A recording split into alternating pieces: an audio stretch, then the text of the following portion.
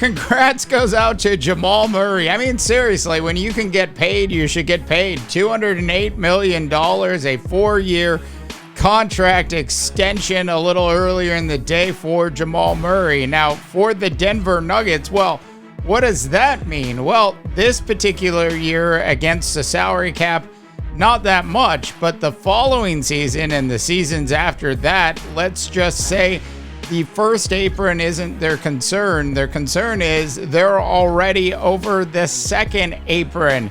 The truth of the matter is that this new Jamal Murray contract actually is going to cash strap the Denver Nuggets in a way in which they are only going to be able to get, and the dreaded words that fans across the NBA hate to hear, role players. This is Phoenix.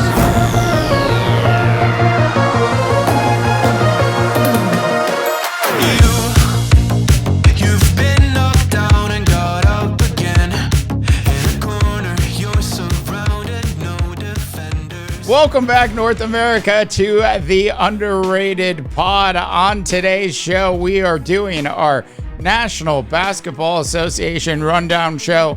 And today, specifically, we are talking about the Denver Nuggets and Jamal Murray, who actually just scored himself that $208 million contract. And certainly nothing against Jamal Murray on actually scoring that contract. It is exactly how the NBA is going. Now, the issues for the Denver Nuggets are actually going to come down the road. Maybe not so much this season, but the following couple seasons when the bulk of Jamal Murray's contract actually really sort of kicks in at that point.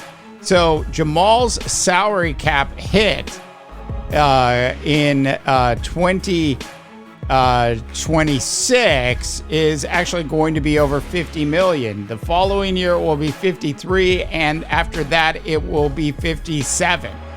In 2026, so not next season, but in 2026, if you take the three salaries of Nikola Jokic and Porter and Jamal Murray, you end up with just around $145 million will be paid out to just those three players. Now, we're currently sitting in a world where the second apron on the salary cap, at least for this upcoming season, is $188 million. And I'm sure that number will go up a little bit in the coming years, primarily based on the new NBA billion-dollar TV rights deal that they're in the process of finally inking. That being said, you are still in a world, Denver, where you actually have to start to think about whether or not this was actually the right move for you long term. Now, I personally absolutely have always loved Jamal Murray's game. Jamal Murray has always been on the fringe of actually being an NBA All-Star, and you could actually make some arguments in some of the past years that he should have actually been an all-star. But what's the one thing that you really worry about as a Denver Nuggets fan? It's not Nikola Jokic. You know he's going to do a good job taking care of himself and taking care of his body and putting in enough necessary practice and making adjustments. It's the injuries to Jamal Murray that probably should have you most concerned if you're a Denver Nuggets fan. Now, after the Denver Nuggets actually won their first NBA title, they ended up losing a couple key players. Now, they ended up actually knowing that Christian Brown would actually turn into a very good basketball player for them.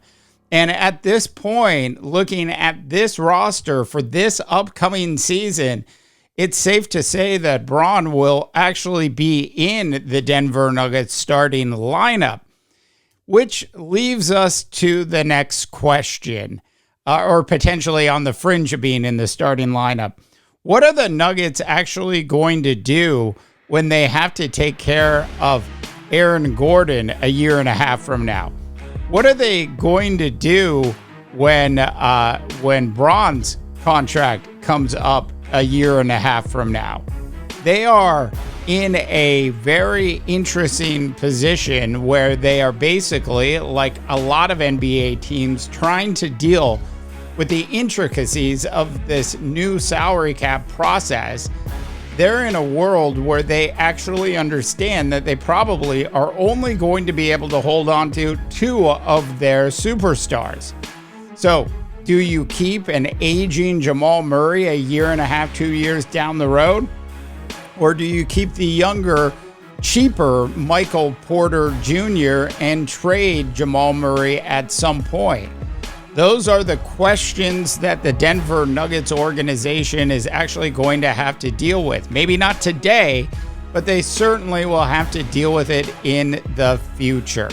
All right, North America, I would love to know your thoughts on the Denver Nuggets. This was a team that thought they could actually put a dynasty together in the NBA. And as we all know, that is extremely difficult, even more difficult in this new era of the salary cap process, you know, where you've got the different layers. You got the minimum team salary amount, you know, what the Detroit Pistons will play.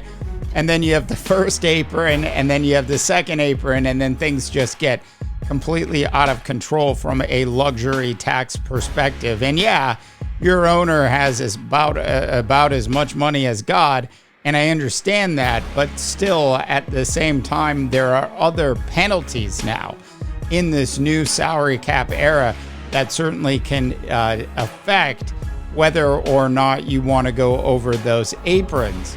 This is forcing the NBA to create more of a level playing field between teams, and it's encouraging, if you will, the death of having any chance, really, of putting together a team from now on that could be considered a dynasty in the NBA. And the Denver Nuggets are really the first victim of that. All right, North America, go ahead and drop in your comments. I want to hear from you. What are your thoughts on the Denver Nuggets, Jamal Murray, and the National Basketball Association salary cap? New to the Underrated pod. Seriously, where have you been? Go ahead and drop in your comments when you have a chance. Of course, subscribe and like this video as well. Thanks so much for tuning in to our NBA Rundown show for the Underrated. I am Dave DeBaugh, wishing you all a tremendous rest of your sports viewing day. To the music we go. This is Phoenix.